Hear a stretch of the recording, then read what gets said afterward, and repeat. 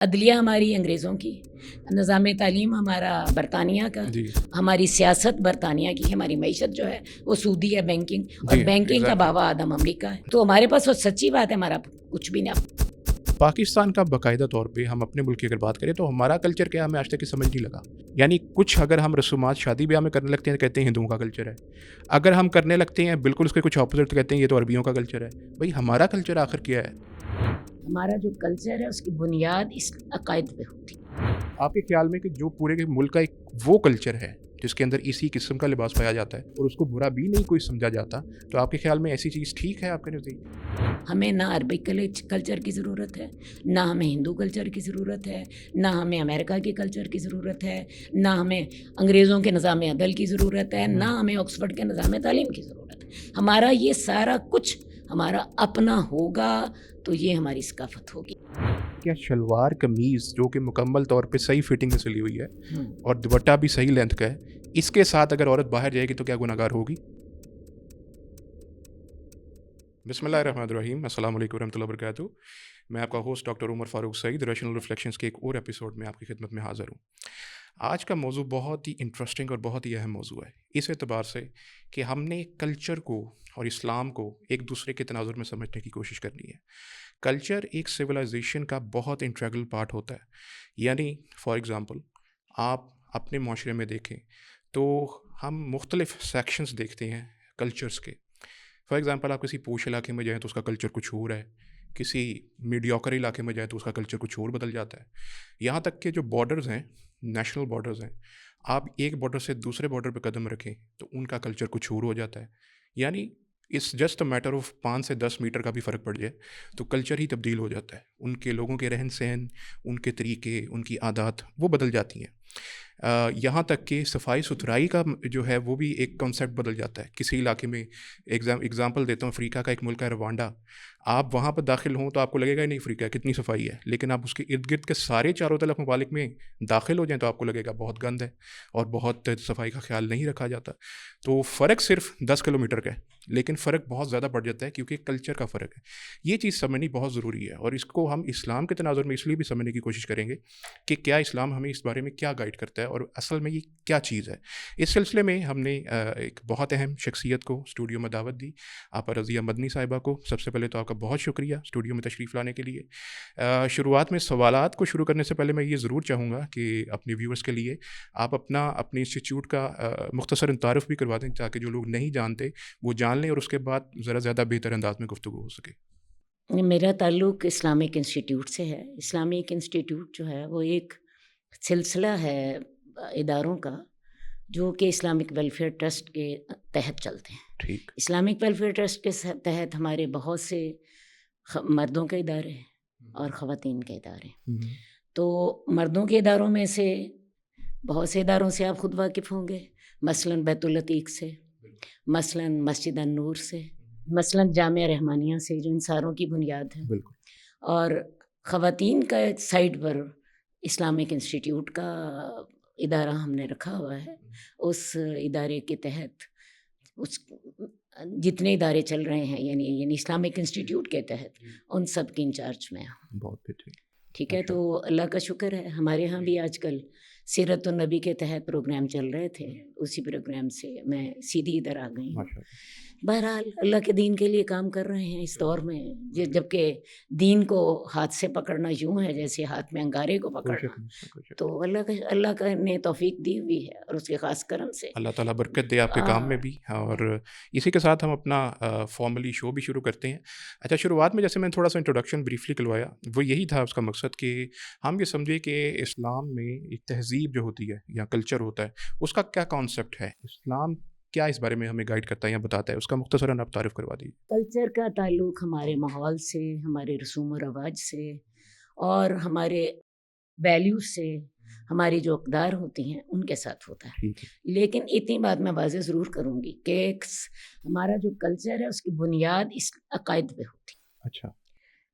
دیکھیں یہ جو ہے نا تھوڑے فرق، صفائی کا فرق ہو گیا، مال و دولت کا فرق ہو گیا، ایک ظاہری حالات کا فرق ہو گیا، یہ فرق تو پڑتے ہیں ہمارے ماحولیات کے ساتھ. ٹھیک ہے. جیسے آپ گلبرگ کو دیکھ لیجئے، آپ ادھر ڈیفینس میں چلے جائیے بالکل بالکل اور ادھر آپ چلے جائیے رحمان پورہ چلے جائیں، تو ان دونوں کا فرق تو آپ کو نظر آتا ہے. بالکل آتا ہے، بالکل یہ مال کا فرق ہے، یہ ماحول کا فرق ہے. لیکن میں آپ کو بتاؤں ایک فرق ہوتا ہے بڑا بنیادی، جس کے اوپر کلچر بیس کرتا ہے، اور وہ عقائد ہوتے ہیں. وہ عقائد ہوتے ہیں. صحیح ہے. ہندوؤں کا کلچر مسلمانوں کے کلچر سے فرق ہوگا.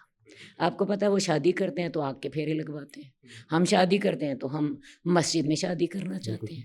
تو کلچر کی بنیاد تو ہمارے عقائد پر ہوتی ہے، لیکن اس کا بہت سا تعلق ہمارے ماحول سے، ہمارے رسوم و رواج سے بھی ہوتا ہے. بالکل صحیح. اب شریعت نے ہمیں جو ہے ایک نظام تو دیا ہے ہر معاملے میں. وہ نظام ہمارا عبادات کا بھی ہے، وہ نظام ہمارے اخلاقیات کا بھی ہے، وہ نظام ہمارا جو ہے اقدار کا بھی ہے، کون سی ویلیوز اچھی ہیں. اب دیکھیں ہمارے پاکستان میں دیکھ لیں یا مسلم ممالک میں دیکھ لیں، ہر جگہ پہ آپ دیکھیں گے عورت کی عزت ہے. وجہ کیا ہے؟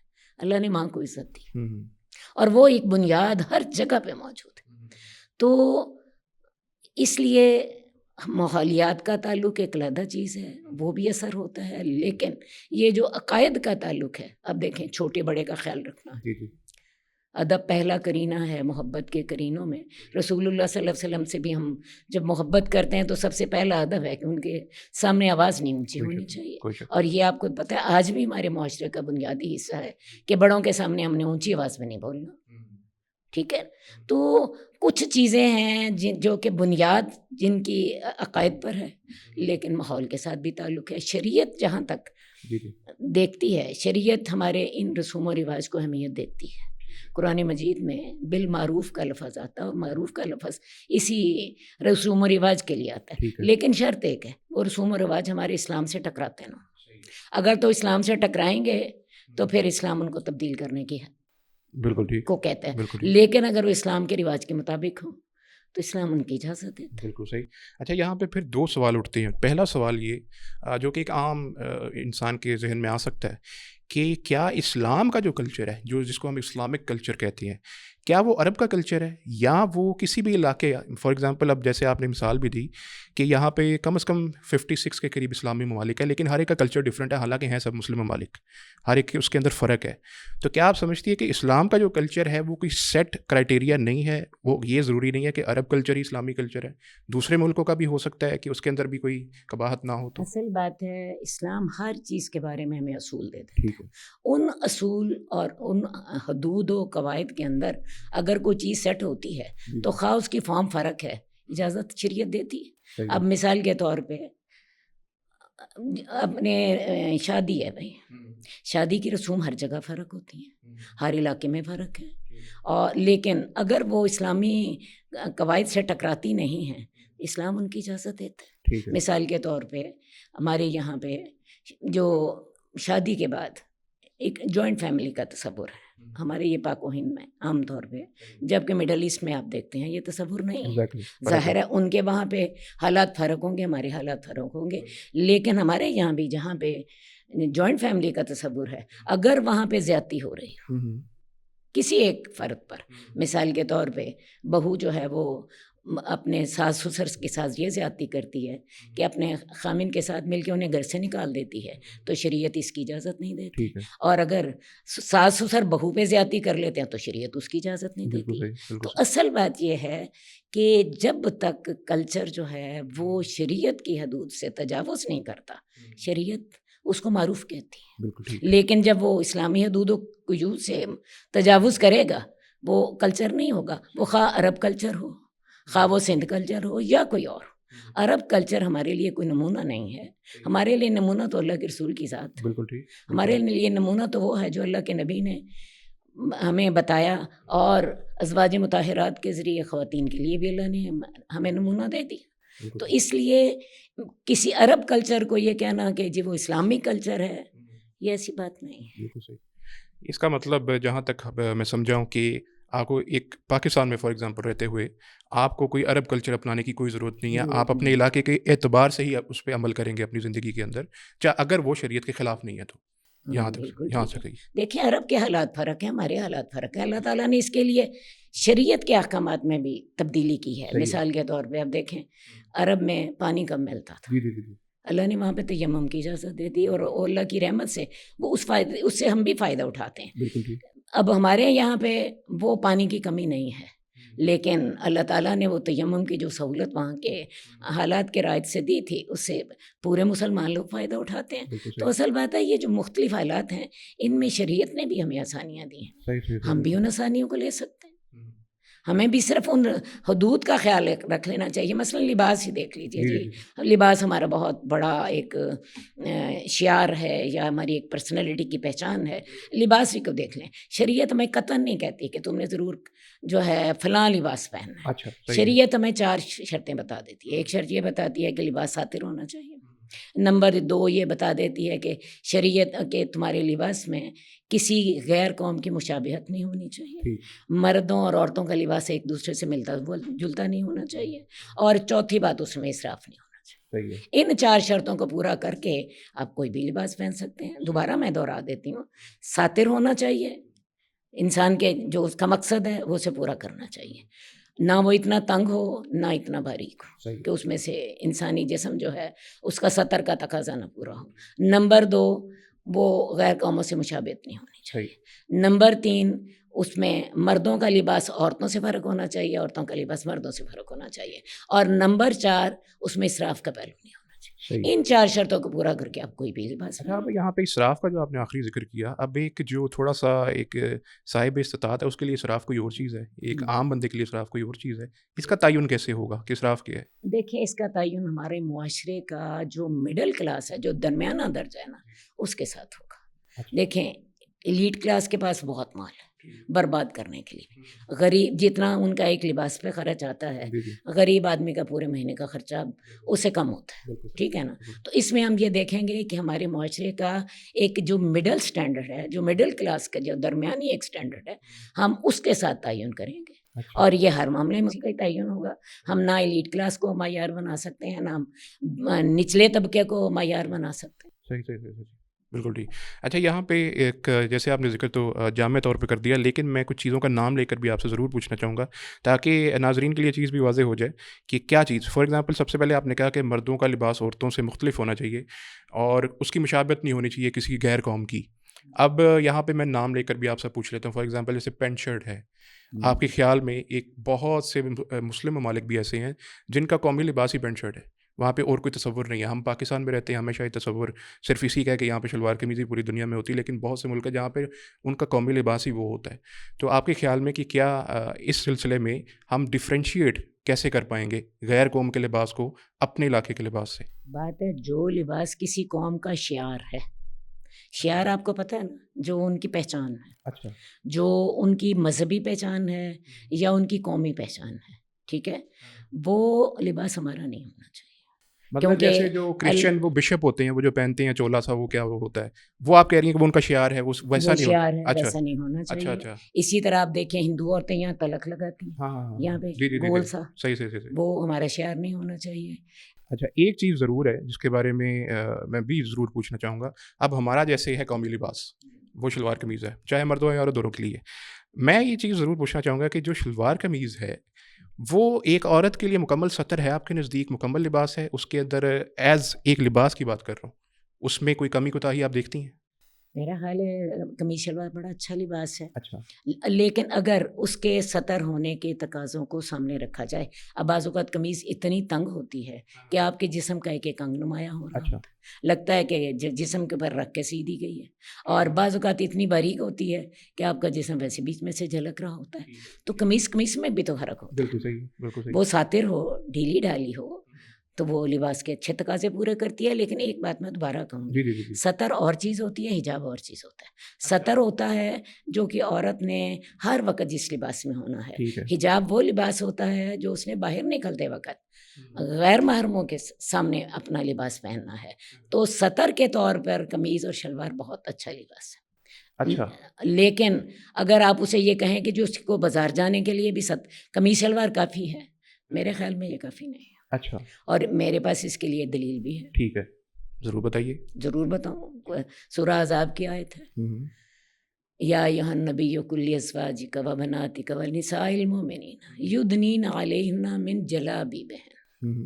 یہ 3 لفظ ہیں کہ اے نبی اپنی بیویوں سے کہو، اپنی بیٹیوں سے کہو اور مومن عورتوں سے کہو. یہ 3 کیٹیگریز ہیں، کیونکہ اللہ کو پتہ تھا کہ کل کو لوگوں نے حجاب پہ اعتراض کرنا ہے. اچھا تو لہٰذا بیٹیوں سے، بیویوں سے تو ان کو تو حکم دیا، مومن عورتوں کو بھی حکم دیا. ٹھیک ہے. اور کیا حکم دیا؟ یدنینا علیہن من جلابیبہن، وہ اپنی جو جلباب ہے اچھا اس کو اپنے اوپر لٹکا لیا کریں. انڈرسٹوڈ ہے کہ عورتیں جلباب پہن رہی تھیں.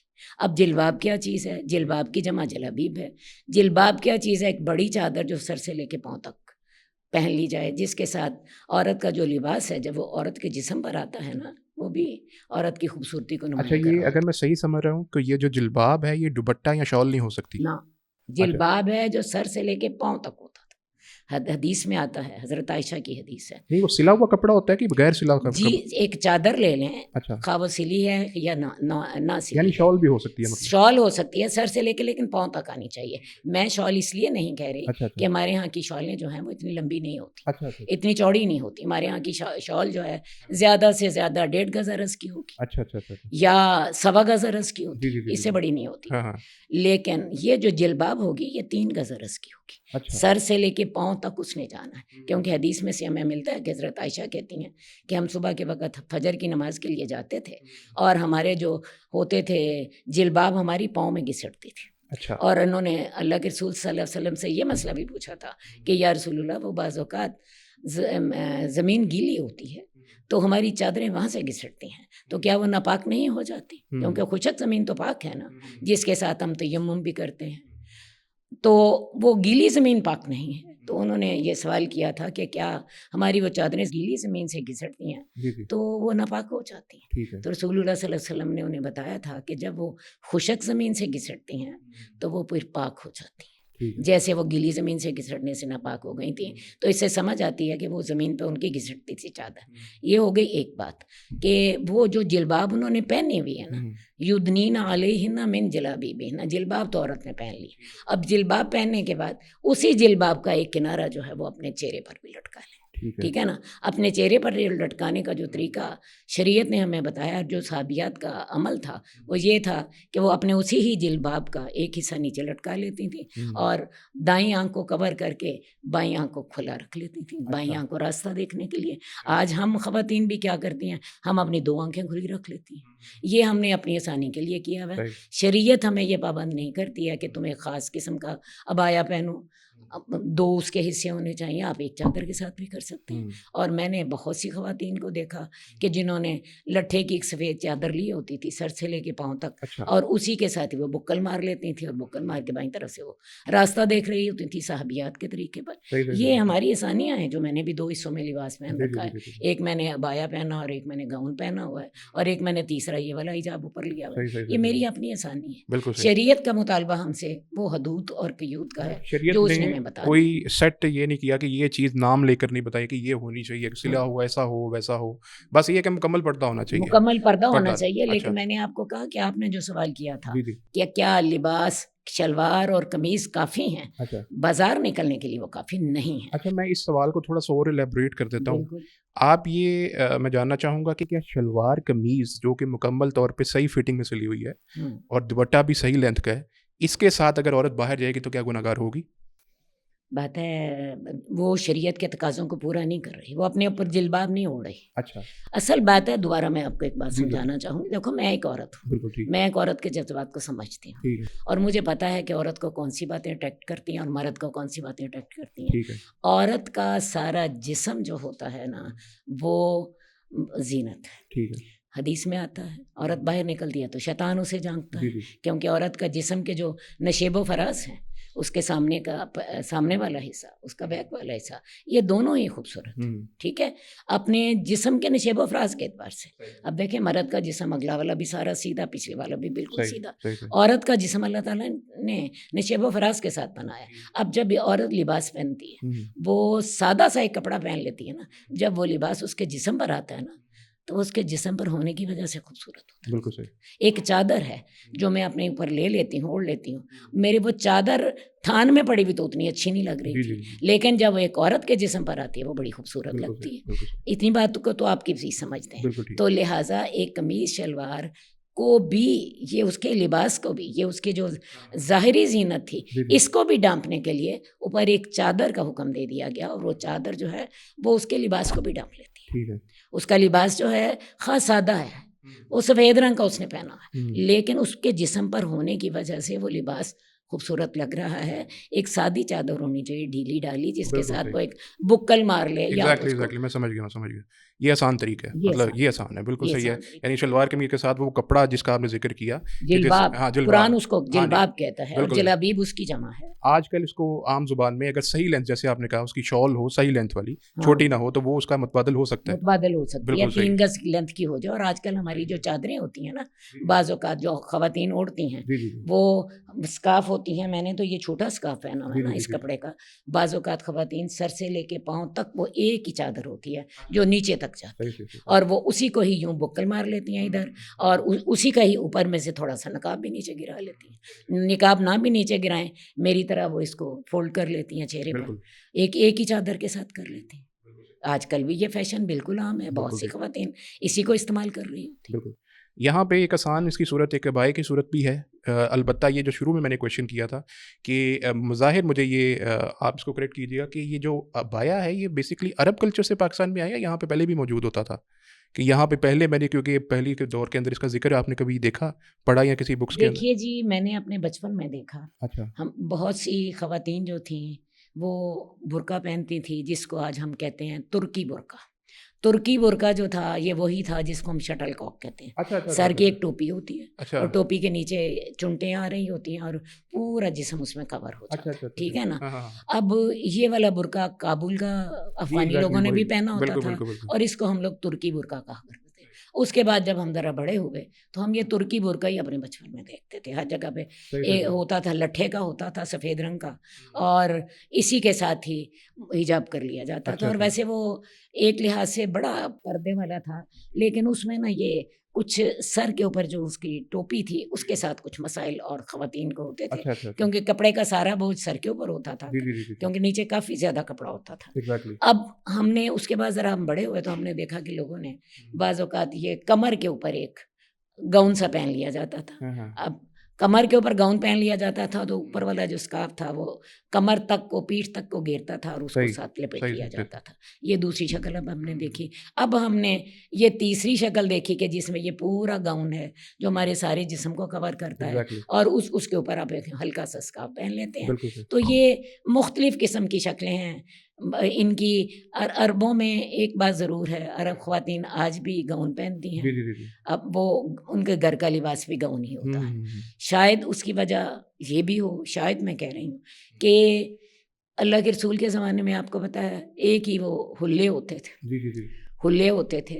حلے کا لفظ حدیث میں ہم پڑھتے ہیں، جنتی عورتوں کے لیے بھی حلے کا لفظ استعمال ہوتا ہے، اور وہ حلہ بھی سر سے اوپر سے لے کے نیچے تک ایک ہوتا ہے۔ عرب مردوں کا لباس بھی آپ دیکھیں توپ ہوتا ہے، جو کہ ان کا ایک ہی لباس ہوتا ہے نیچے تک، تو ان کی عورتوں کا لباس بھی وہ اوپر سے لے کے نیچے تک ایک ہی ہوتا ہے۔ شاید اس سے یہ تصور پیدا ہو کہ یہ ابایا کا تصور ادھر سے آیا تھا، عرب سے آیا تھا۔ میں نے بتایا حدیث میں حلوں کا ذکر ہے، تو شاید اس سے یہ چیز، مطلب کہ اس میں کوئی ہارڈ اینڈ فاسٹ رول نہیں ہے کہ اپنے علاقے کے اعتبار سے وہاں کا جو بہتر لباس ہے اسی کو اڈاپٹ کیا جا سکتا ہے، اس میں حرج کوئی نہیں ہے بھائی، جو ہمارے ضروریات کو پورا کرتا ہے۔ صحیح ہے، بالکل صحیح۔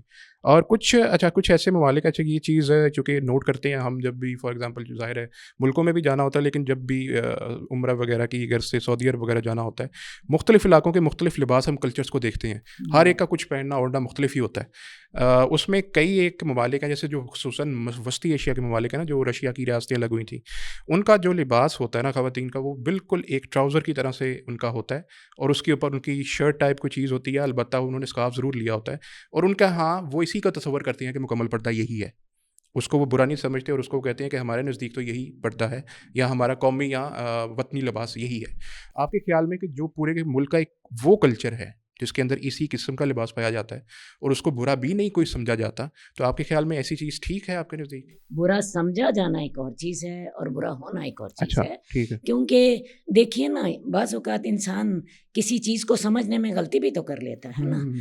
اس لیے میں یہ سمجھتی ہوں کہ اگر وہ جیسے آپ نے یہ کہا کہ بس وسطی ایشیا کی خواتین جو ہیں ٹراؤزر پہنتی ہیں، اگر فرض کیا ان کا ٹراؤزر کھلا ہے، کھلے سے میرا مراد ہے ان کا پائنچا جو ہے اتنا کھلا ہو کہ جس کے ساتھ ان کا پاؤں کور ہو جاتا ہو، پاؤں ان کا کور ہو جاتا ہو، اور اس کے اوپر سے انہوں نے اتنا بڑا اسکارف لے لیا ہے کہ جو ان کا اسکارف جو ہے ان کی پیٹھ سے نیچے تک جا رہا ہو، اور اسی کے ساتھ ہی انہوں نے اپنا چہرے کو بھی کور کر لیا ہے.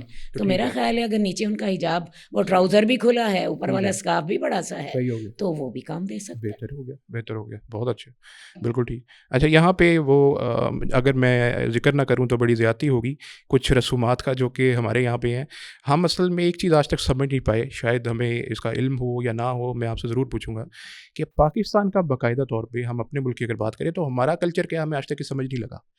یعنی کچھ اگر ہم رسومات شادی بیاہ میں کرنے لگتے ہیں تو کہتے ہیں ہندوؤں کا کلچر ہے، اگر ہم کرنے لگتے ہیں بالکل اس کے کچھ اپوزٹ تو کہتے ہیں یہ تو عربیوں کا کلچر ہے. بھائی ہمارا کلچر آخر کیا ہے؟ ہم کس چیز کو، چونکہ آپ اس کو بہتر سے بتا سکتی ہیں کہ پہلے دور میں کس طرح سے اس ملک کا بننے کے بعد گریجولی چینجنگ آئی، اور کیا اس علاقے کا کیا ہے، وہ تو آج تک ہمیں پتہ ہے کہ پاکستان کیا چیز ہے.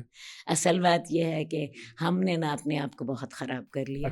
ہم نے اپنی علم کا جو کلچر ہے وہ لے لیا انگریزوں سے. اچھا جی بالکل. ٹھیک ہے جی، نظام تعلیم تو ہمارا آکسفورڈ کا ہے، آکسفورڈ کا ہے، یا زیادہ بات ہے تو نیو یارک کا ہو گیا. ہم نے اپنی شادیوں کا سسٹم لے لیا ہندوؤں سے، ہیں جو تصور ہندوؤں نے بارات کا اور جہیز کا تصور، اور بیٹیوں کو وراثت نہ دینا، بیوہ کی شادی نہ کرنا، یہ سارے تصورات تو ہندوؤں کے تھے، یہ سارے ہم نے لے لیے.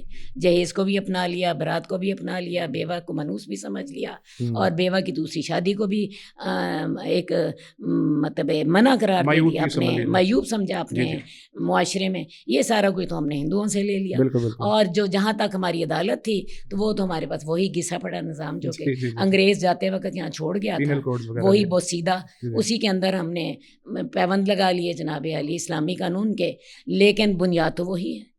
تو ہمارا اپنا کیا، یہی تو سوال ہے. اصل بات یہ ہے کہ جب پاکستان بنا تھا ہمیں اس وقت چاہیے تھا، ہم نے یہ لا الہ الا اللہ کی بنیاد پر یہ وطن حاصل کیا تھا، ہمیں چاہیے تھا سب سے پہلے ہم اپنا نظام تعلیم چینج کرتے. ہم نے اپنے نظام تعلیم چینج نہ کیا، ہماری ایلیٹ کلاس یورپی سے پڑھ کر آتی رہی، اور وہی تصورات انہوں نے ہمیں دیے. ہمارا نظام سیاست بھی دیکھیں، جمہوریت جو ہے اس کی ماں کون سی ہے؟ برطانیہ. تو ہمارا سیاسی نظام تو بیچارہ برطانیہ سے آ رہا ہے، ہمارا تعلیمی نظام بھی برطانیہ سے آ رہا ہے. اور یہ پکی بات ہے، جہاں سے آپ تعلیم حاصل کرتے ہو اسی کو ہی آپ اپنی زندگی میں اپنا لیتے. ٹھیک ہے نا. ہمیں چاہیے تھا کہ ہم اس وقت اپنے نظام تعلیم کو بدلتے، اپنی عدلیہ کو بدلتے، اپنی یہ جو ہے تھے نظام معاشرت کو بدلتے، نظام معیشت کو بدلتے. اب دیکھیں ہماری معیشت جو ہے وہ سودی ہے، بینکنگ، اور بینکنگ کا بابا آدم امریکہ ہے. جی ایسا ہی ہے. تو ہمارے پاس وہ سچی بات ہے، ہمارا کچھ بھی نہیں، اپنا کچھ نہیں ہے. عدلیہ ہماری انگریزوں کی، نظام تعلیم ہمارا جو ہے برطانیہ کا، ہماری سیاست برطانیہ کی. جمہوریت کی دیوی کو ہم نے گلے سے لگا رکھا ہے، حالانکہ اس جمہوریت کی دیوی نے ہمیں برباد کر چھوڑا ہے. ٹھیک ہے نا. اس کے علاوہ سرمایہ دارانہ نظام ہم نے اختیار کیا ہوا، بینکنگ سسٹم، اس کے اوپر قابض ہے یہودی اور امریکہ. تو ہم نے اسلام کو، یہ ہماری ثقافت تب بنتی ہے جب ہم نے ان سارے پہلوؤں پہ اسلام کی تعلیمات کو سامنے رکھا ہوتا. اب یہاں سے آپ کو ثقافت کا معنی سمجھ آتا ہے. ثقافت صرف رسوم و رواج کا نام نہیں ہوتا. اسلام ایک آفاقی مذہب ہے، اور اسلام ہمیں پوری ہماری زندگی گزارنے کا لائحہ عمل دیتا ہے. وہ ہمیں ویلیوز بھی دیتا ہے، وہ ہمیں رسوم و رواج بھی دیتا ہے، لیکن وہ ہمیں اپنی زندگی گزارنے کا طریقہ دیتا ہے. اور اس طریقے کی بنیادی بات ہمارے عقائد، اور بنیادی بات عقائد کے بعد ہمارا آخرت پر ایمان ہے. ایک مسلمان جب ان ساری چیزوں کو سامنے رکھ کے اپنی زندگی کو ترتیب دیتا ہے، یہ اس کی ثقافت ہوتی ہے. یہ اس کی ثقافت ہوتی ہے. ہم نے ثقافت لے لی ہندوؤں سے، خیر سے، اور دوسرا ثقافت کا ہم نے نام لے لیا جو الحمراٹ کونسل ہماری انجام دے رہی ہے. ایک ہماری وہ خیر سے ثقافت کی ہو رہی ہے جی، پرفارمنس ہو رہی ہے، حالانکہ ہماری شریعت ان کی اجازت نہیں دیتی. تو بات ہے ہمیں ایز اے مسلم یہ دیکھنا پڑے گا کہ مسلمان ہونے کے لحاظ سے ہمیں نہ عربی کلچر کی ضرورت ہے، نہ ہمیں ہندو کلچر کی ضرورت ہے، نہ ہمیں امریکہ کے کلچر کی ضرورت ہے، نہ ہمیں انگریزوں کے نظام عدل کی ضرورت ہے، نہ ہمیں آکسفورڈ کے نظام تعلیم کی ضرورت ہے. ہمارا یہ سارا کچھ ہمارا اپنا ہوگا تو یہ ہماری ثقافت ہوگی. اور اسی کے ساتھ ہی ہمارے اندر تبدیلی بھی آئے گی. اور اس میں بنیادی چیز جو ہے نا وہ نظام تعلیم کی تبدیلی. صحیح ایگزیکٹلی. اچھا یہاں پہ ایک سوال میرے ذہن میں آ رہا تھا گفتگو کے دوران ہی کہ کیا آپ صلی اللہ علیہ وسلم نے بھی اپنے دور کے اندر، کیونکہ وہاں پہ ہمیں جانتے ہیں کہ وہ بہت سے قبائل ہوتے تھے، کوئی ایک سیٹ تو جیسے آج نیشن اسٹیٹس ہیں، ملک تو ہوتے نہیں تھے، قبائل بہت سے تھے ایک ہی ریجن کے اندر، اور ان ہر قبائل کے اندر کوئی نہ کوئی اپنی خصوصیت تھی، اپنا کوئی کلچر یا ثقافتی کچھ نہ کچھ ایسی رسومات ضرور ہوتی تھیں. تو کیا آپ صلی اللہ علیہ وسلم نے ان قبائل کو اسلام لانے کے بعد کیا اپنے ان رسومات یا کچھ کلچرس کو بدلنے کا بھی کہا تھا، یا آپ صلی اللہ علیہ وسلم نے کیا ایسے ہی آپ اس کی پریکٹس کرتے رہیں اس میں کوئی حرج نہیں ہے جب تک کہ کوئی اسلامی اقدار کے خلاف نہ ہو، کہ ویسے ہی وہ کام چلتا رہے ان کے؟ عبد القیس کا وفد آیا رسول اللہ صلی اللہ علیہ وسلم کے پاس، ہمیں حدیث میں ملتا ہے آپ نے انہیں 4 قسم کے برتنوں کو استعمال کرنے سے روک دیا. اچھا. اور ان کو روکنے کی وجہ یہ تھی کہ انہی برتنوں میں وہ شراب بناتے تھے اور شراب کا اثر ان کے اندر رہ جاتا ہے. ٹھیک ہے نا. تو چونکہ شراب اسلام میں حرام ہے تو رسول اللہ صلی اللہ علیہ وسلم نے ان 4 قسم کے برتنوں کا استعمال حرام کرا دیا. لیکن جب وہ لوگ دین میں پکے ہو گئے بعد میں اس کی اجازت بھی دے دی. اچھا صحیح ہے. بعد میں ان کی اجازت بھی دے دی. یہ حدیث جو ہے بخاری مسلم دونوں میں موجود ہے، متفق علیہ ہے. تو لہٰذا جو ہماری رسمیں، جو ہمارے جو ہیں طریقے اسلام سے ٹکراتے ہوں گے واضح طور پہ، کیونکہ اس میں شراب بناتے تھے اور امکان یہ تھا کہ شراب کا اثر اس میں باقی رہتا تھا ان برتنوں میں، تو ان جب شراب سے روکا ہے ٹوٹلی روکنا ہے. ٹھیک ہے. لیکن جب مسلمان پکے ہو گئے کہ ہم نے شراب نہیں پینی، اللہ کے رسول نے ان کی اجازت بھی دی. آج وہ برتن ہمیں ان کی اجازت ہے 4 قسم کے برتنوں کی. تو لہٰذا آپ نے روکا بھی.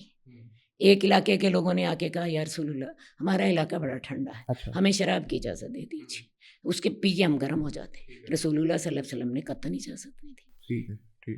بات پھر وہی ہے، اسلام ایک پورا زندگی کا نظام ہمیں دیتا ہے، وہ ہمیں استنجا کرنے کے طریقے تک بتاتا ہے اور وہ ہمیں ساری ویلیوز دیتا ہے، ساری اقدار دیتا ہے، ہمارے پوری زندگی کی وہ اصلاح کرتا ہے، خواہ وہ میاں بیوی کے تعلقات ہوں یا وہ جہاد کے طریقے ہوں. ہمیں ہر معاملے میں ان حدود کا خیال رکھنا ہے. جہاں پہ ہم نے ان حدود کا خیال نہیں رکھا وہاں پہ. اسی طرح سے غالباً ایک کوئی جھاڑ پھونک کا بھی معاملہ تھا جو آپ صلی اللہ علیہ وسلم سے پوچھا گیا، تو آپ صلی اللہ علیہ وسلم نے کیا اگر اس میں کوئی ایسے الفاظ مجھے اس کے بتاؤ، تو وہ آپ صلی اللہ علیہ وسلم نے پھر اجازت دی کہ ٹھیک ہے اس میں کوئی حرج نہیں ہے. آپ نے فرمایا تھا یہ 10 آدمی آپ کے پاس آئے، 9 آدمیوں سے آپ نے بیعت لے لی، ایک آدمی سے بیعت نہیں لی. اور وجہ کیا تھی؟ انہوں نے ایک تعویذ پہن رکھا تھا. تو رسول اللہ صلی اللہ علیہ وسلم نے فرمایا کہ یہ تمیمہ تو شرک ہے. لیکن بعد میں رسول اللہ صلی اللہ علیہ وسلم نے صحابہ سے کہا مجھے اپنے سارے دکھاؤ یہ جو تمہارے اس طرح کے تعویذات ہوتے ہیں یا اس طرح کے تمہارے جنتر منتر جو تم پھونکتے ہو یا جو تم علاج کرتے ہو، جن میں شرک نہیں تھا یا جو مسنون کلمات تھے، رسول اللہ صلی اللہ علیہ وسلم کی سنت کے مطابق، قرآن مجید کی آیات کے مطابق ان کی اجازت دے دی، باقی سب کو شرک قرار دے دی. تو آپ روکتے بھی تھے. میں نے برتنوں کے استعمال کی آپ کو بتائی ہے، یہ میں نے آپ کو بات، انہوں نے گلے میں تعویذ پہنا ہوا تھا، آپ نے بیعت نہیں لی. جب تک انہوں نے وہ ختم نہیں کر دی تب تک انہوں نے بیعت نہیں لی اللہ کے رسول. مطلب کہ تربیت کے لیے آپ صلی اللہ علیہ وسلم لوگوں کو گائیڈ لائن بھی دیتے تھے، اور اگر کوئی حرج معلوم کسی چیز میں نہیں ہوتا تھا تو اس کو بالکل بھی ان کو منع بھی نہیں کرتے تھے، تاکہ کوئی اسی طرح سے ایک کچھ واقعات میں یوں بھی آتا ہے کہ آپ صلی اللہ علیہ وسلم نے کچھ علاقوں سے جہاں پہ بیعت لی، فار ایگزامپل جو حبشہ کے تھے نجاشی، وہ تو آپ صلی اللہ علیہ وسلم سے ان کی ملاقات نہیں تھی میرے خیال ہے، تو آپ صلی اللہ علیہ وسلم نے ان کو کوئی ایسی چیز نہیں کی کہ آپ یہ بھی اپنی سلطنت میں بدلیں، یہ بھی بدلیں. ان کو کہا کہ آپ ٹھیک ہے آپ کرتے رہیں جیسے ہیں، اور اس کے اندر کوئی مداخلت نہیں کی. صرف یہ کہ اسلام کے مطابق آپ نے عقیدہ رکھنا، اپنا عقیدے کے جیسے شروع میں بات کی، عقیدہ وہ ہونا چاہیے. بھائی اسلام کے ہماری ثقافت کی بنیاد عقیدے پر. میں یہ آپ کو بات بتا دوں، شروع میں نے آپ سے بات کی تھی، تمام اسلامی ممالک میں عورت کی کا احترام کیا جاتا ہے. وجہ کیا ہے؟ کوئی شک نہیں. بھائی ماں کا احترام، اللہ تعالیٰ نے ماں کے پاؤں کے تلے جنت کہا ہے، تو وہ ایک بنیادی تصورات ہیں نا. تمام اسلامی ممالک میں آپ دیکھیں گے جو ہے لوگوں کے ساتھ اچھا سلوک کرنا، غریبوں کے ساتھ اچھا سلوک کرنا، لوگوں کی ہمدردی کرنا، خدمت خلق، اس کے تصورات موجود ہیں، اور یہ ہماری ثقافت کا بنیادی حصہ ہے. یہ چیز بالکل صحیح، بہت ہی کمپریہنسو الحمدللہ، اور ایسی گفتگو کہ جس سے انشاءاللہ ناظرین کو بھی بہت کچھ سیکھنے کو ملے گا۔ اسی کے ساتھ میں شو کے چونکہ آخر تک بھی ہم آ گئے ہیں، میں آپ کا شکریہ بھی ایک بار پھر ادا کرتا ہوں، اور بہت سی چیزوں کو ہم نے کلیئر کیا، اور نام لے کر بھی ذکر میں نے کوشش کی، میری خصوصی کوشش تھی کہ کچھ چیزوں کا نام بھی لیا جائے تاکہ لوگوں کے ذہنوں میں اگر کوئی غلط فہمی کنفیوژنس ہیں تو وہ بھی دور ہو جائیں۔ یقیناً ہوتی ہے کنفیوژنس، کچھ لوگوں کو نہیں پتہ ہوتا کہ ہم جو کر رہے ہیں کیا وہ اسلام کے مطابق ہے بھی ہے کہ نہیں۔ میں 2-3 چیزوں کا اور ذکر کروں گی، میرے ذہن میں بھی جی ضرور کیجیے، بالکل رسول اللہ صلی اللہ علیہ وسلم جب مدینہ تشریف لائے تو آپ نے وہاں کی عیدوں کو بدل دیا۔ اچھا، اس دور میں جو تھی دو سپر پاورز تھیں، ایران اور روم۔ ٹھیک ہے، رومی جو تھے یہ عیسائی تھے اور حضرت عیسیٰ کے دین پر عمل کرتے تھے، اور جو ایرانی تھے یہ آتش پرست تھے۔ اب سمجھ لیجئے ایرانی مشرک تھے، وہ اس دور کے موقد تھے، صحیح ہے۔ تو یہ دو ریاستیں اس وقت سپر پاورز تھیں۔ اب جو مدینے کے لوگ تھے یہ 2 عیدیں منایا کرتے تھے ایران کے زیر اثر۔ صحیح ہے، رسول اللہ صلی اللہ علیہ وسلم نے منع فرما دیا، آپ نے فرمایا نہیں، اللہ نے ان کے بدلے میں تمہیں 2 عیدیں اور دی ہیں، اور وہ 2 عیدیں بڑی بامقصد تھیں۔ ایک رمضان کی عبادت کے بعد اللہ تعالیٰ نے ہمیں عید الفطر دی تاکہ رمضان کی جو محنت ہے اس کا اللہ تعالیٰ ہمیں اجر دے سکے، اور ایک حضرت جو ابراہیم نے اپنے بیٹے کی قربانی کی تھی اس قربانی کی یاد باقی رکھنے کے لیے اللہ تعالیٰ نے ہمیں ذی الحج کے 10 دن عبادت کے لیے دے دیے، اور اس کے بعد ہمیں عیدیں دی۔ تو یہ بھی اسلام کی ثقافت ہے، ہمیں دوسروں کی عیدیں منانے کی اجازت نہیں ہے۔ آج کل لوگ کبھی بسنت منا رہے ہوتے ہیں، کبھی ویلنٹائن ڈے منا رہے ہوتے ہیں، کبھی کرسمس منا رہے ہوتے ہیں، کبھی ہیپی نیو ایئر منا رہے ہوتے ہیں، کبھی کرسمس پہ مبارکبادیں دے رہے ہوتے ہیں۔ اب میں ایک بات سوچتی ہوں، عیسائی لوگ حضرت عیسیٰ کو اللہ کا بیٹا کہتے ہیں اور ان کے یوم ولادت مناتے ہیں۔ اب جب آپ نے کرسمس پہ کسی کو مبارک دی، اٹ مینس کہ آپ نے ان کے اللہ کا بیٹا ان کے کہنے کو مانا اور اس بات پر مبارک بھی دی۔ مجھے بتائیے آپ کا ایمان کدھر گیا؟ میں بڑی مطلب کھلی بات کرتی ہوں، بڑی جٹکی بات کرتی ہوں میں آپ سے کہ اگر آپ نے کرسمس پہ کسی کو دی مبارکباد تو اس کا مطلب یہ تھا کہ آپ نے ان کے اس عقیدے کو کہ حضرت عیسیٰ اللہ کے بیٹے ہیں اور وہ اس کا یوم ولادت منا رہے ہیں، آپ نے اس پہ مبارک دی، آپ نے ان کے عقیدے کو تسلیم کیا تو مبارک دی نا، ورنہ آپ ان کے قریب تک نہ جاتے، آپ ان سے علیحدہ ہوتے، کیونکہ وہاں پہ شرک ہو رہا ہے اللہ کے ساتھ، اور اللہ تعالیٰ نے اس شرک کے لیے پورا قرآن اتارا۔ قرآن کی ایک ایک آیت کو اگر آپ دیکھیں تو اس میں شرک کی تردید ہے، لیکن ہم قرآن پڑھیں تو ہمیں پتہ چلے۔ اب لوگ کہتے ہیں نہیں جی مذہبی رواداری ہے جی، وہ ہمارے ملک کی اقلیت ہیں، بھئی ہمارے ملک کی اقلیت ہیں، بالکل ٹھیک ہے، لیکن جہاں ہمارا عقیدہ ٹکرائے گا وہاں پہ ہم ان کو مبارکباد کیسے دیں؟ حضرت عیسیٰ کو اللہ کا بیٹا مان لیں تو مبارکباد دے دیں، یہ آپ لوگ بھی سوچ لیجئے۔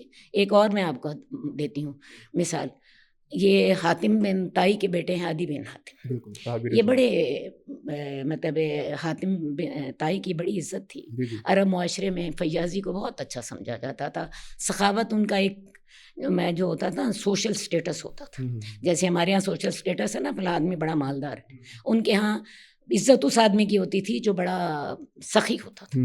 تو حاتم طائی ان کا ایک آپ سمجھ لیں ہیرو ہے ان کے یہ بیٹے ہیں حاتم بن عدی، یہ آتے ہیں رسول اللہ صلی اللہ علیہ وسلم کے حاتم بن عدی نہیں، حاتم طائی باپ کا نام ہے، ہاں، یہ ان کے بیٹے اللہ کے رسول کے پاس آتے ہیں اسلام لانے کے لیے، گلے میں سلیب پہنی ہوئی ہے، اللہ کے رسول ان کی بیعت نہیں قبول کرتے جب تک سلیب انہوں نے اتار نہیں دی۔ بات ہے یہ چیزیں ہماری عقیدے سے ٹکراتی ہیں۔ مصیبت ساری یہ ہے ہم لوگوں نے دین سے دور ہو کے اپنے عقیدے کو بھی برباد کر لیا اور اپنی دنیا بھی برباد کر لی۔ میں سچی بات کہتی ہوں، دین صرف نماز روزے کا نام نہیں ہے، دین پوری زندگی کا نام ہے، پیدائش سے لے کے موت تک، اور زندگی کے تمام پہلوؤں، وہ خواہ معیشت ہو، خواہ معاشرت ہو، خواہ شادیاں ہوں، خواہ وہ عدالت ہو، خواہ وہ سیاست ہو، خواہ وہ نظام تعلیم ہو، یا آپ کے بازار ہوں، یا آپ کی عیدیں ہوں، یا آپ کی خوشیاں ہوں، یا آپ کی غمیاں ہوں، تو دین ان ساروں کے اوپر حاوی ہے۔ باقی جہاں پہ آپ کی رسوم و رواج دین سے نہیں ٹکرائیں گے شریعت اجازت دیتی ہے، جہاں پہ ٹکرائیں گے، میں نے آپ کو بتایا کہ یہ بھی میں نے آپ کو کرسمس کی مثال ذرا ڈیٹیل سے دی، ایگزیکٹلی سوچ لیجیے. بالکل. یعنی ان یہ جو ساری آپ نے باتوں کو مثالیں دی ان سے بھی یہی پتہ چل رہا ہے جیسے کرسمس ہے یا جیسے دیگر چیزیں آپ نے بتائیں ان کا تمام کا تعلق عقیدے سے ہے. عقیدے سے. اور یعنی کلچر ثقافت کی جو بنیاد ہے یعنی آپ فرما رہی ہیں کہ وہ عقیدہ ہے. البتہ یہ کہ آج کل کے دور میں جیسے میں کیونکہ ہم نے آج کل کے دور کو بھی دیکھنا ہے, اگر ہم مغرب یا کسی بھی چیز کسی بھی ملک یا اس کی ثقافت کا غلبہ قبول کر رہے ہیں, اس میں اگر عقیدہ شامل نہ ہو, کوئی چیز ہم ان سے متاثر ہو کے کر رہے ہیں, ان کا کوئی مذہبی رسم نہ ہو, عقیدے میں شامل نہ ہو, لیکن ویسے جیسے ہمارے ملک کا نظام آپ نے پہلے بھی ذکر کیا چل رہا ہے اسی طرح سے, تو وہ حالانکہ اس کے اندر کراہت کے ساتھ اس پہ عمل تو ہو رہا ہے, وہ ہو سکتا ہے. البتہ جہاں پہ عقیدے کی بات آتی ہے تو وہ جہاں تبدیل نہ ہو تو وہ مسئلہ جو ہے وہ کیا جا سکتا ہے. ٹھیک ہے آپ کی بات. جی صحیح. اللہ تعالیٰ بس ایک بات ہے, میں آپ کو ہمارے تمام مسائل کا حل ایک ہی ہمارا مسائل کا حل ہے. جس نبی سے محبت کرتے ہو اس نبی کے تعلیمات کو تو دیکھو. بالکل ایسے. اور اس کی تعلیمات ایک قرآن ہے جو اللہ کا کلام ہے. تو جب آپ نے اسے بلا دیا اور جب آپ نے نبی کی جو عقیدت ہے اس کو آپ نے عید میلاد النبی کے رنگ میں منانا شروع کر دیا, ہاں, تو آپ نے تو اپنے لیے میرا مطلب ہے کہ خود نقصان خرید لیا. بالکل ایسے. تو خدا کے لیے نبی سے محبت کا اصل تقاضا ایک ہے کہ نبی کے حالات زندگی پڑھو, نبی کی تعلیمات کو دیکھو, نبی نے جن باتوں کا حکم دیا, نبی نے جن باتوں پر عمل کیا, نبی کے راتیں کیسے گزرتی تھیں, نبی کے دن کیسے گزرتے تھے, نبی نے اپنے ایک بھرپور زندگی گزاری ہے. وہ حکمران تھے بھائی, بالکل. وہ کوئی ایسا نہیں تھے کہ ایک اپنے گھر میں رہنے والے آدمی تھے. تو آپ ان کی زندگی جو ہے اس کا ایک ایک لمحہ ہمارے سامنے روشن ہے, اس کو دیکھیں, اس کو اپنائیں. کام مشکل ہے لیکن نتیجہ کتنا بڑا ہے کہ رسول اللہ صلی اللہ علیہ وسلم دنیا کے وہ ایک انسان ہیں جنہوں نے سب سے زیادہ دنیا پر اثر ڈالا. اور یہ بات مائیکل ہارٹ نے کہی تھی. حالانکہ مائیکل ہارٹ جو ہے خود عیسائی ہے. بالکل ایسے. 100 بڑے آدمیوں میں سب سے پہلا نام اللہ کے رسول صلی اللہ علیہ وسلم کا تھا, اور اس نے عیسائی ہونے کے باوجود کہا اصل بات ہے 23 سال میں آپ نے دنیا بدل کے رکھ دی. تو بس اللہ تعالیٰ ہمیں یہ سمجھنے کی توفیق دے بس انشاءاللہ. آمین آمین. اور اسی کے ساتھ ہم اپنے شو کے آخر میں بھی آتے ہیں مختصراً بس یہ کہ ہم نے جو چیز سمجھی آج وہ یہ تھی کہ فرسٹ آف آل اولاً کہ جو ثقافت کلچر ہے ہمارا اس کی بنیاد عقیدہ ہوتی ہے. اسی کے ساتھ ساتھ کچھ ایسی رسومات جو کہ جس کی ہم پریکٹس اپنے معاشرے میں کر رہے ہیں, اگر وہ اسلام سے یا اس کے بنیادی عقائد سے ٹکراتی نہیں ہے تو اس کی بجاوری میں کوئی حرج نہیں ہے. البتہ اسی کے ساتھ ساتھ جیسے اب ہمیں آج کے دور میں جو چیز درپیش ہے سب سے زیادہ وہ ہے مغرب کا ایک غلبہ ہے, اس کا اثر ہم لے لیتے ہیں. تو وہاں پر اپن یہ چیز فرمائی کہ اگر وہاں پہ بھی کوئی ایسی مسئلہ نہ ہو کہ جس میں عقیدے کے اوپر کوئی ضرر آ رہی ہو تو اس کے اندر بھی کراہت کے ساتھ ظاہر ہے کہ اس پہ عمل کیا جا سکتا ہے, اس میں گناہ والی بات نہیں. البتہ اس کے تبدیلی کے بارے میں بھی انہوں نے فرمایا کہ اس کو کرنا چاہیے. بہت سے سسٹمز کا بھی ذکر کیا اس میں, ایجوکیشن, اسی طرح سے پولیٹیکل سسٹم ہے, جسٹس ہے, جوڈیشل سسٹم ہے, ان چیزوں کا بھی ذکر کیا گیا. اور اسی کے ساتھ ہم اپنے شو کے آخر میں بھی آتے ہیں اور آپ کا بہت شکریہ, ہمیں الحمدللہ بہت سی چیزوں کو سیکھنے کا موقع ملا. اور اسی کے ساتھ میں ناظرین سے اجازت چاہتا ہوں. السلام علیکم ورحمۃ اللہ وبرکاتہ.